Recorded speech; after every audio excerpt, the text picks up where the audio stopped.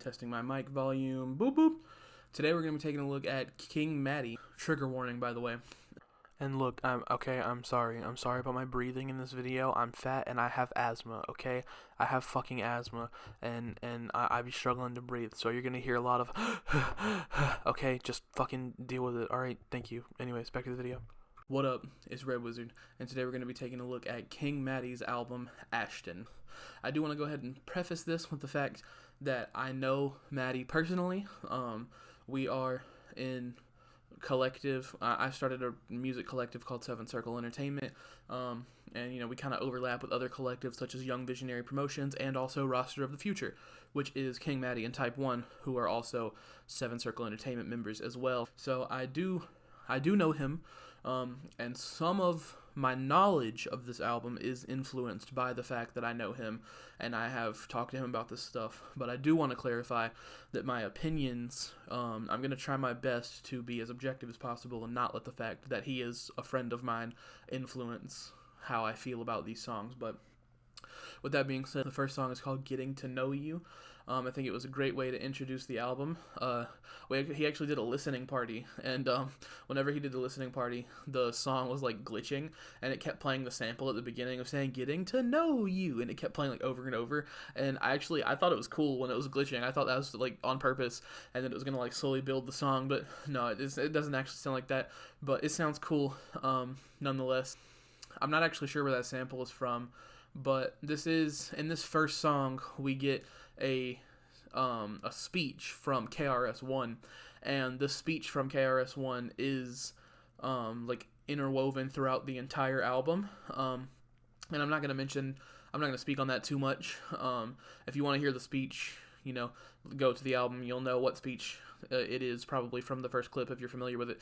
I do think it ties into the concept of the album very well, and also something that I can say with the fact that I know Madi is that he is a huge KRS-One fan, and he's talked about how he's like inspired him a lot, and I think that makes sense considering this album is supposed to be a very personal album. I mean, the name of the album is his first name. So, but then moving on, we have the second track, It Could Be Worse. This is one of the singles, and this is kind of a sad yet hopeful song. I don't even know if hopeful is the right word, but it's the song's called It Could Be Worse. You kind of get what's going on there. He's talking about how he is in a pretty bad place, but things could be worse. Things have been worse before, and it's a good way to set up this emotional roller coaster that you go on throughout this album. And obviously, even if things could be worse, you can feel the pain of something that you're going through in the moment. But I do think something about this album that I'll mention more later is the path of emotional maturity that you hear throughout the album.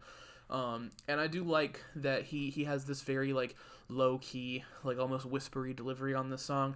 But then if you listen in like the car, the bass is hitting very heavily, and that helps the vibe, I guess, the emotion get across very well, is that he's coming at you in such a like low key, almost just talking to you way while the bass is like rattling. Then we have we move on to the third song, The Background. He actually said this was going to be the title track at first, but he decided to change it. But it is a great song. I don't know how to describe it. I almost want to call it like a West Coast vibe, but it's not entirely. It kind of takes inspirations from both coasts, I feel, because it has this very like slow, moody piano. Not slow, but slower, moody piano. And also it has these very snappy and clicky drums, which I will bring that up a lot because throughout a lot of Madi's production, he uses these very, I don't know how to describe it, it's clicky and snappy. The drums are just very clicky, and I'm not saying that in a bad way. I think it's a really good thing, actually, that his drum patterns are like very, I don't know, that they get this groove going, and it's great. And then, of course, the song is about feeling in the background, feeling like the music that he's making, the things that he's writing, is not coming across the way that he would like it to. Like, people maybe aren't listening to him as much as they could be.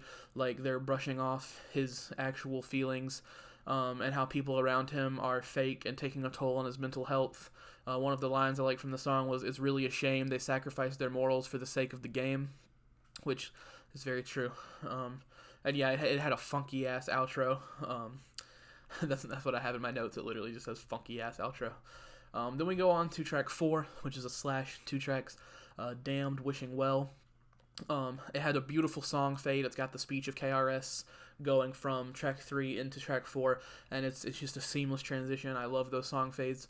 This is one of the songs where I'm going to make sure that my bias doesn't come through, because I will say this song, Damned, I had very mixed feelings about it. I've talked to Maddie about the stuff he talks about in this song, and I don't think he was coming from any sort of bad place. I don't think he did or said anything bad, don't get me wrong, but I will say that there are some things I disagree with him about politically in the song, such as the line, another day, another phobia, another ism, followed by how some people have real problems or whatever. And I personally do think that those things are real problems, and that two things can coexist at once. You know, two houses can be on fire at the same time. It doesn't really matter which is worse. And then also he talks a bit about glorifying mental illness, which I think is also very touchy for me. I think there's a very thin line between glorifying mental illness and simply being open about it. And I don't think he really says anything bad in this scenario. I'm not saying that he, puts forth any sort of bad ideas. I just don't like it. On the first listen, it did give me kind of like whataboutism vibes, like whataboutism politics, Then he goes on more into things about the black community and about how he feels like that the black community has issues within itself that contribute to racism and the perspective of the black community from other people.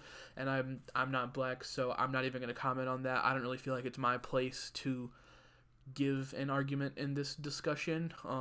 I recommend listening to him talk about it. Then towards the end, we get Wishing Well, the Slash, and it's kind of a little low-key beat switch with a bit of a sinister vibe, and it just continues the thought process of the previous track, the metaphor of coming back repeatedly to a wishing well, and even if I disagree with some of it, I think it's a nice way to sum up the track. Clockwork. And Clockwork, this song, trigger warning, by the way. So, this song is haunting. That's the only word I know how to describe it. It's got this very eerie piano melody, and it has these minimal strings, but even though they're very minimal, they're still very theatrical.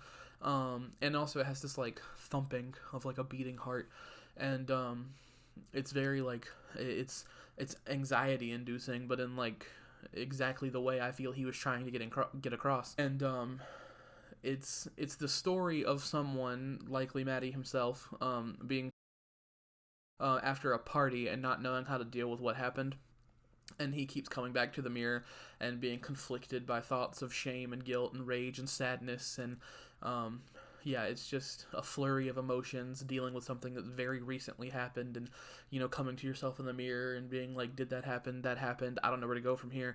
And his ability to directly express the stream of consciousness in such a crisis is part of what makes it so haunting. One of the lines I thought stood out from that song was, I wish I had the courage to stand up for this version of me. Then we move on to track 6, Bloody Roses. And immediately after the heart-wrenching story of track 5, we get hit with what I would consider a banger. It comes on and those kicks hit good 3 times, and you get this catchy hook with Maddie half singing, half rapping. He's got a little bit of a filter on his voice, and it has a bit of a grimy feel. He even says himself, getting grimy, back on that bullshit. And I don't know for sure this is the intention, but I do feel like this song coming right after Clockwork is because of it's temporarily embracing the rage from that situation. He's got lines like, I've accepted my role as a villain, and taste for blood, I need a fix.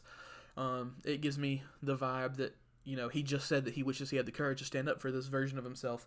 And it's now that we've gotten to this song, he is standing up for himself. He is, ready to throw some hands over what happened, I don't know if that was the intention, but that's kind of the vibe I get from the sequencing. Then we move on to track 7, Disappear, featuring KC Karma. We get hit with the hook, you wouldn't care if I disappeared. After hitting the angsty peak of the emotional roller coaster we've been on, we take another dive into sadness and loneliness. Lines like, fuck the whole world, nobody gets me, and nothing I can do to take the pain away. Maddie's come down from the rage, and now the feeling of being alone and misunderstood is coming back, being in the background, the background implied.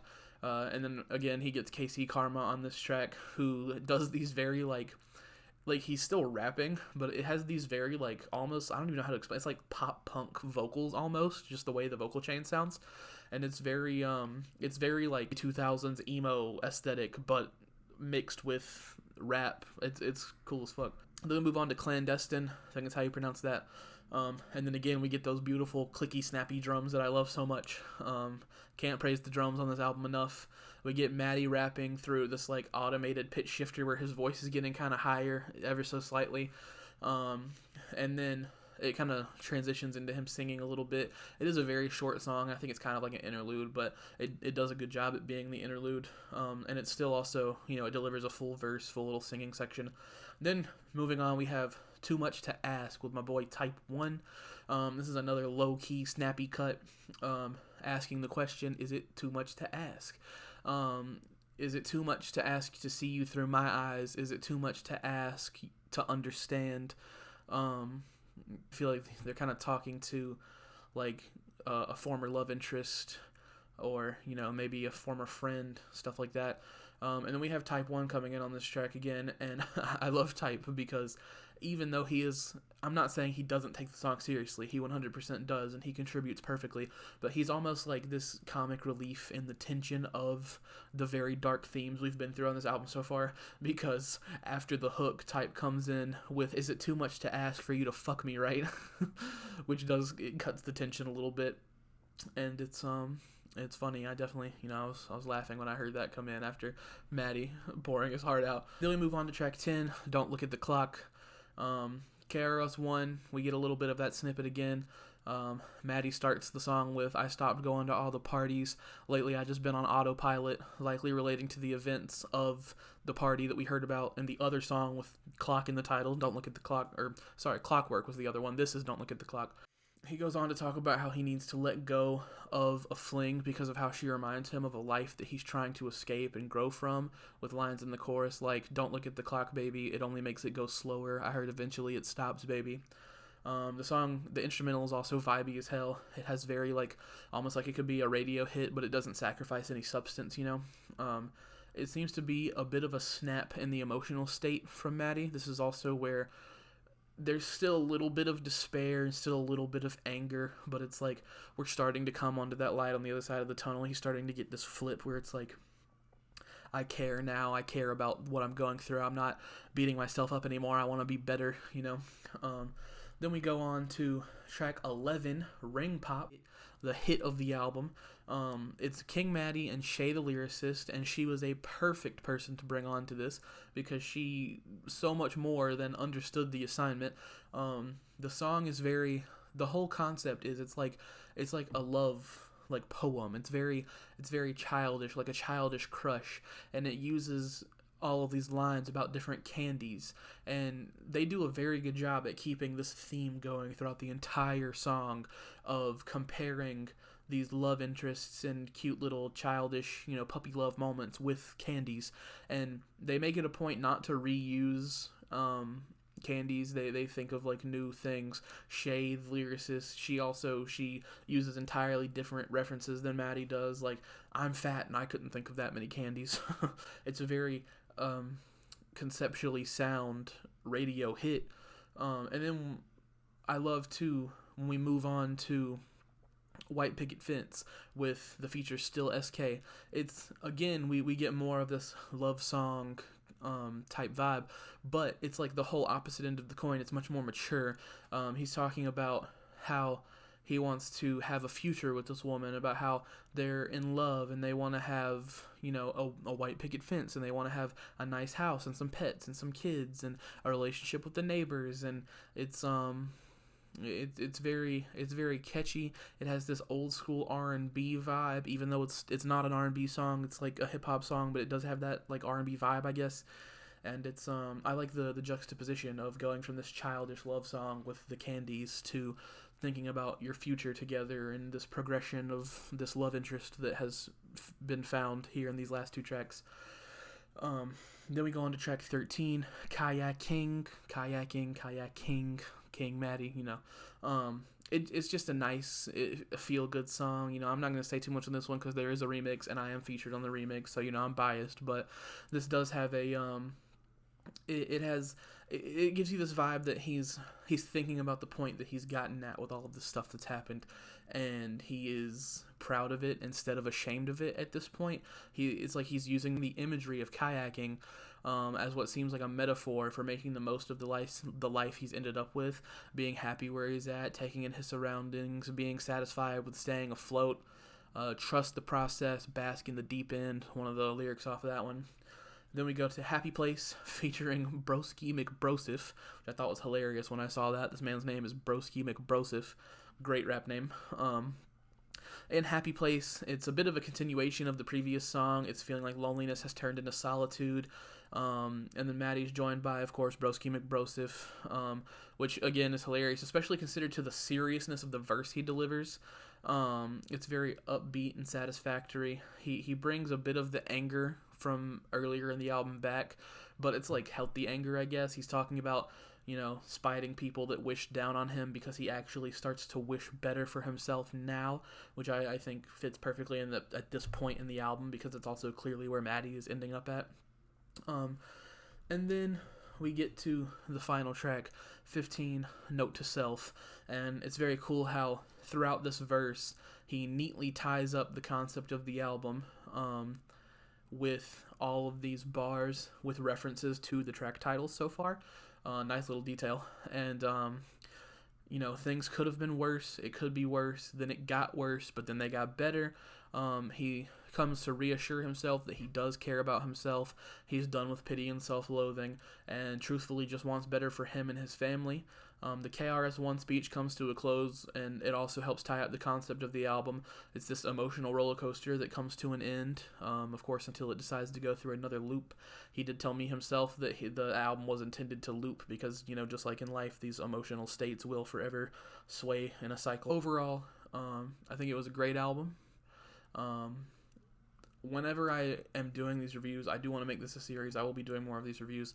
I don't necessarily want to give a rating because I find it very hard to quantify my appreciation for music, especially because you get these different styles and these different feelings, and you like stuff for different reasons, and when you give a number, it messes up your whole scale. But I will say, I will finish my videos by saying whether or not I recommend you check out this album, and I will say you should definitely check out this album, not just to promote, Seven Circle Entertainment because Maddie's a part of it, but it's a really good album, and it's a cool, I think, 52 minutes. It's surprisingly lengthy, especially for underground hip-hop these days.